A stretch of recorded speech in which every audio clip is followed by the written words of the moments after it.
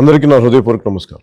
గౌరవ ప్రధానమంత్రి శ్రీ నరేంద్ర మోదీ గారి నాయకత్వంలో భారతదేశం విశ్వవిజేతగా అవతరించే దిశగా పయనిస్తోంది. ప్రజలతో ఆయన ఏర్పరచుకున్న ఆత్మీయ అనుబంధం, దార్శనికత, బలమైన నాయకత్వంతో భారతదేశాన్ని ప్రపంచ వేదికపై బలమైన దేశంగా తీర్చిదిద్దారు. ఆయన ప్రతి భారతీయ భాష మాట్లాడకపోవచ్చు, కానీ కశ్మీర్ నుండి కన్యాకుమారి వరకు ప్రతి సామాన్య పౌరుడి మనస్సుని, భారతదేశ అస్తిత్వాన్ని అర్థం చేసుకున్న ఒక గొప్ప నాయకులు నరేంద్ర మోదీ గారు. ఈ రోజు వారి జన్మదినోత్సవం జరుపుకున్న శుభ సందర్భంలో గౌరవ ప్రధానమంత్రి శ్రీ నరేంద్ర మోదీ గారికి నా హృదయపూర్వక జన్మదిన శుభాకాంక్షలు తెలియజేస్తున్నాను. జై హింద్. అందరికీ నా హృదయపూర్వక నమస్కారం.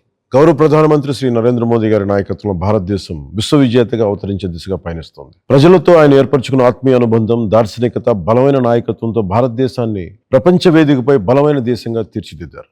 ఆయన ప్రతి భారతీయ భాష మాట్లాడకపోవచ్చు, కానీ కశ్మీర్ నుండి కన్యాకుమారి వరకు ప్రతి సామాన్య పౌరుడి మనస్సుని, భారతదేశ అస్తిత్వాన్ని అర్థం చేసుకున్న ఒక గొప్ప నాయకులు నరేంద్ర మోదీ గారు. ఈ రోజు వారి జన్మదినోత్సవం జరుపుకున్న శుభ సందర్భంలో గౌరవ ప్రధానమంత్రి శ్రీ నరేంద్ర మోదీ గారికి నా హృదయపూర్వక జన్మదిన శుభాకాంక్షలు తెలియజేస్తున్నాను.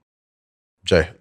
అందరికీ నా హృదయపూర్వక నమస్కారం. గౌరవ ప్రధానమంత్రి శ్రీ నరేంద్ర మోదీ గారి నాయకత్వంలో భారతదేశం విశ్వవిజేతగా అవతరించే దిశగా పయనిస్తోంది. ప్రజలతో ఆయన ఏర్పరచుకున్న ఆత్మీయ అనుబంధం, దార్శనికత, బలమైన నాయకత్వంతో భారతదేశాన్ని ప్రపంచ వేదికపై బలమైన దేశంగా తీర్చిదిద్దారు.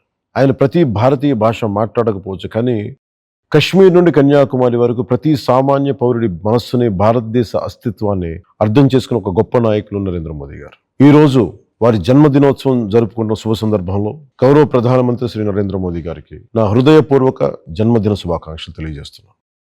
జై హింద్.